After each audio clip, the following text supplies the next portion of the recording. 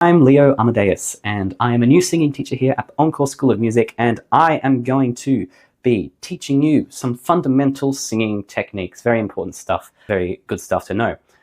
Probably the most fundamental singing technique is using your core, engaging your diaphragm. And what that is, if you take a big breath in from your belly, and you'll feel your belly expand, that is you using your diaphragm. And make sure you breathe out as well. Don't just hold your breath. That can be bad for you sometimes. How do we engage our core? Well, there's a couple ways to trick your brain into doing it so that you don't have to think about, oh, which muscles am I using? How do I send electrical impulses to my diaphragm? Well, if you do a cough, then just do the first half of the cough and hold it and see what happens. You should be able to, I don't know if you can see, should be able to press just below your ribs or kind of just above your belly button, and it should feel quite rigid.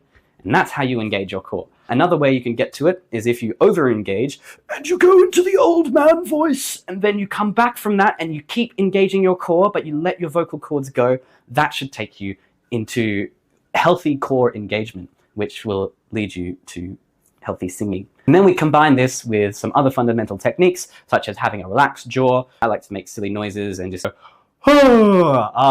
or you can stick your tongue out, and sometimes that will push your jaw down into a really sort of open state like this. I've just eaten biscuits, so there may be weird stuff on my tongue. Sorry about that. I say that quite a lot because I eat biscuits quite a lot. And so have a relaxed jaw, engage the core, and you can sing almost anything. If you want to sing the Wicked riff from Defying Gravity, you have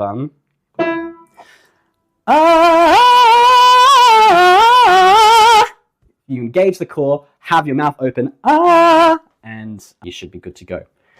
Anyway, that's some fundamental techniques. You don't have to apply it to the Defying Gravity riff. Very important that you engage your core even when singing low, because otherwise you will lose pitch and you will lose tune. Otherwise you will lose pitch and you will lose volume.